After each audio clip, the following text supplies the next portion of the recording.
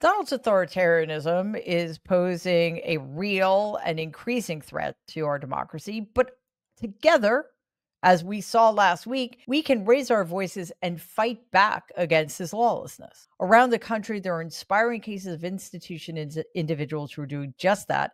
And today, I want to focus on a few of those. MSNBC has reported that Arizona's Attorney General Chris Mays is suing the United States House of Representatives. Why? Well, because Speaker of the House Mike Johnson is continuing to delay the swearing in of Adelita Grijalva. Last month, Grijalva, a Democrat, was voted in to represent the 7th District of Arizona. The Arizona Attorney General said House Speaker Mike Johnson refuses to do his job. In a statement to MSNBC, Mays added, quote, "For weeks, the Speaker has stonewalled, delayed, and twisted himself into knots trying to justify what is at its core a brazen act of voter disenfranchisement," unquote. Johnson is obviously putting off seating Grijalva because she'll provide the final signature needed to advance a petition to release the Epstein files.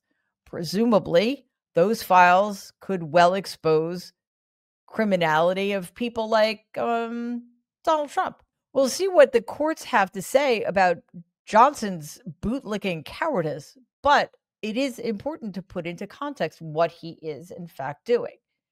It isn't just voter disenfranchisement, it is, in its broadest sense, Johnson overturning the results of a free and fair election, which is something that Donald complains about all the time.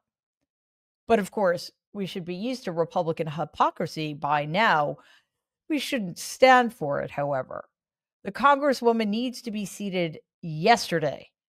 And the fact that one man is able to act so unconstitutionally in his capacity as the third most powerful person in the United States of America is just yet another reminder of how broken our system is and how much work we have to do when the Democrats get back into power.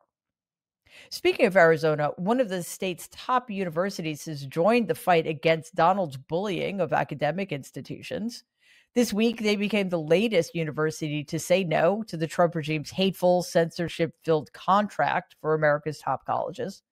The New York Times reports that, quote, the University of Arizona rejected the Trump administration's compact on Monday, joining Brown University, Dartmouth College, MIT, the University of Pennsylvania, the University of Southern California, and the University of Virginia, unquote. Vanderbilt University has not yet taken a clear stance on the plan by Monday's deadline, but the university's chancellor voiced concerns about certain aspects of it. The compact includes strict conditions about things like DEI, which again stands for diversity, equity, and inclusion, gendered bathrooms, and doing away with, quote, institutional units that purposefully punish, belittle, and even spark violence against conservative ideas, unquote. Do these people never look in the mirror? Here's a clip from 12 News in Phoenix with additional details about University of Arizona's refusal.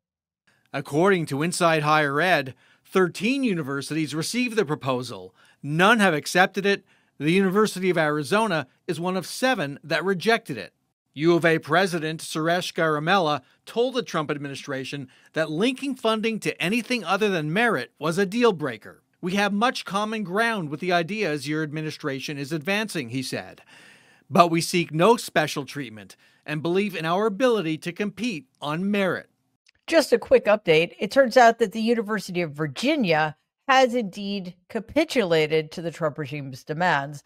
The UVA was facing serious threats of a federal investigation into likely trumped up, if you'll forgive my use of the phrase, charges of civil rights violations, which in this day and age means that they didn't give white people the deference the Trump regime believes they're due.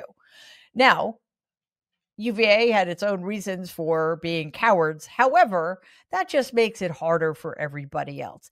Every time a powerful institution like UVA, which probably has a massive endowment, bows down, it puts a bigger target on everybody else's back. The only way through is for every university to stick together, for every white shoe law firm to stick together, for every threatened institution to stick together, so that individuals on the ground fighting the fight alone without the power and money these institutions have can continue to do so in a way that doesn't put them more at risk. So thanks, UVA, for putting yourself first, your students, and the rest of us last. But before we go on, resistance to this corrupt regime is more important than ever. So please like and share this video. And if you believe in our mission, please subscribe to the Mary Trump Media channel. Meanwhile, legal experts are also standing up against Donald's weaponization of the military and Justice Department. As we know, Donald recently had an inexperienced lackey indict New York Attorney General Letitia James on charges that amount to nothing. This came after multiple prosecutors warned that there was not enough evidence to warrant pressing charges. James is not taking any of this lying down. Here's a clip from a stirring speech she delivered recently at a rally supporting New York mayoral candidate Zohran Mamdani. Take a look.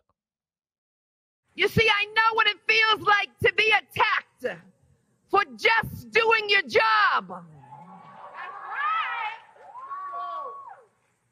But I also know what it feels like to overcome adversity. And so I stand on solid rock. And I will not bow. I will not break. I will not bend. I will not capitulate. I will not give in. I will not give up. Badass.